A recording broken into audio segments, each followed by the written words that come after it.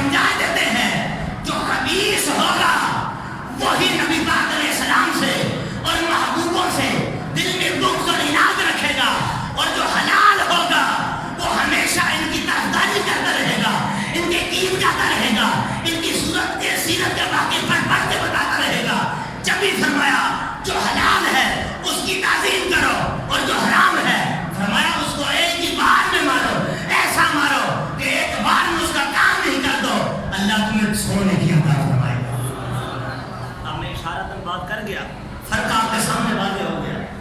حقیقت بات یہ ہے کہ جو محبوبوں کا ہو جاتا ہے پھر اللہ کی ساری خدائی کو اس کی ہو جاتی ہے۔ تو حدیث پاک کے اندر کیا آیا کہ نبی پاک علیہ السلام نے کیا فرمایا؟ مفہوم حدیث کہ جسم کا جیسے قبلہ ہے کعبہ، ایسے روح کا کعبہ کیا ہے بیت المعمور۔ بندہ مومن کی روح، نیک لوگوں کی روح یہ بیت المعمور کا طواف بھی کرتی ہے، یہ بیت المعمور کے عمرے بھی کرتی ہے، اور بیت المعمور کے حج بھی کرتی ہے۔ حقیقت میں جتنی چیزیں میں آپ کے سامنے ذکر کر رہا ہوں یہ سب کے سب روحانی سے ان کا تعلق ہے۔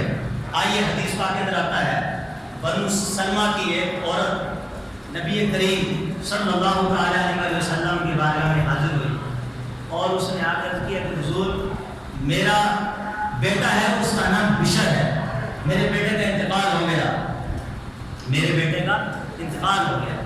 تو بنو سلمہ کی جو خاتون تھی نبی پاک علیہ السلام کی بارگاہ میں آئی اور آ کر کہا کہ حضور میرے بیٹے بشر کا انتقال ہو گیا، میں ہی چاہتی ہوں، غور کیجیے گا الفاظ پہ، میں ہی چاہتی ہوں کہ میرا بیٹا جہاں عالم ارواح میں ہے کوئی جا کر میرے بیٹے کی روح کو سلام کرے، مفہوم حدیث عرض کرنا۔ اور اس نے کہا کہ حضور یہ بنو سلمہ کا جو قبیلہ ہے یہاں آئے دن لوگ مرتے رہتے ہیں، آئے دن مرتے رہتے ہیں، تو حضور کیا میں وہاں جاؤں اور جا کر کسی مرنے والے کو کہوں کہ میرے بیٹے بشر کو میرا سلام دینا، تو کیا وہ میرے بیٹے کو میرا سلام پہنچا دے گا؟ حضور نے فرمایا ہاں پہنچا دے گا، ہاں پہنچا دے گا۔ کیوں؟ کہ جن کو اللہ نے روحانیت کا علم دیا ہو، روحوں کا علم دیا ہو، جن کا مشاہدہ اتنا عظیم ہو، جن کی سوچ اتنی پاکیزہ ہو، تو وہ اس کا جواب نفی میں نہیں دے سکتے بلکہ مثبت میں ہی دیں گے۔ ارشاد فرمایا کہ ہاں تم جس مرنے والے کو کہو گی کہ میرے بیٹے بشر کو سلام دے دو، تو مرنے والے کی روح تیرے بیٹے کی روح کو جا کر تیرا سلام کرے۔ اب آتا ہے باتوں میں ہوتا یہ تھا کہ قبیلہ بنو سلمہ میں جب بھی کسی کا مرنے کا وقت قریب آتا یہ خاتون وہاں پہنچ جاتی اور اس مرنے والے کو جا کے کہتی کہ جب تم مر جائے تو میرے بیٹے بشر کو جا کے میرا سلام کر دے۔ دیکھیں روح کی کیسی کیسی حالتیں ہیں۔ اب حدیث پاک کے اندر آتا ہے روایتوں میں، محدثین نے اس روایتوں کو لکھا صحیح سند کے ساتھ، دو صحابی رسول تھے، ایک کا نام حضرت سعد اور ایک کا نام تھا جسامہ رضی اللہ تعالیٰ عنہما۔ تو ان دونوں کی آپس میں گہری دوستی ہو گئی، دونوں نے آپس میں یہ بات طے کی ہم دونوں میں سے جو پہلے انتقال کر دے گا تو وہ دوسرے کو خواب میں آ کے برزخ کے معاملات بتائے گا۔ کیا ہوا میرے ساتھ؟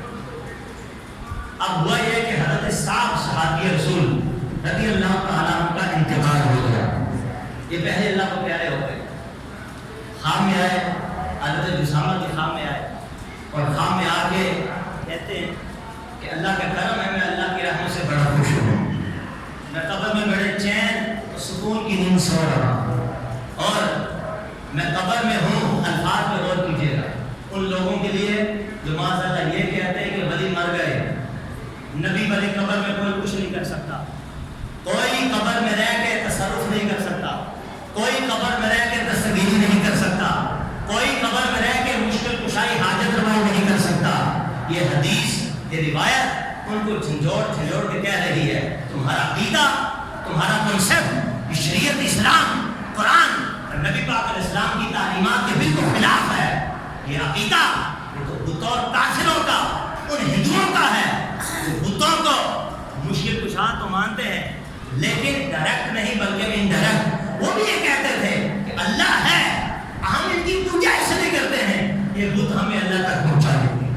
یعنی وہ وسیلہ مانگتے تھے لیکن شرک کر کے، اور ہم وسیلہ مانگتے ہیں اور وسیلہ مانگتے ہیں شرک کر کے نہیں، بلکہ اللہ کی رحمت کو قریب کر کے. اور اللہ کی رحمت ان محبوبوں کے قریب ہے. ان کا ذکر صالح تنزل رحمہ، ان کا ذکر کرتے وقت رحمت اترتی ہے. جہاں خود مدفن ہے وہ جگہ رحمت کا مرکز نہ تو پھر وہ کیا ہو سکتی ہے. اب حضرت جو صاحب تھے انہوں نے کہا کہ میں بڑا خوش ہوں اور میں قبر میں بیٹھا بیٹھا تم لوگوں کی دنیا کے حالات بھی مشاہدہ کر رہا ہوں. میں دیکھ رہا ہوں کہ تم لوگ کیا کرتے ہو.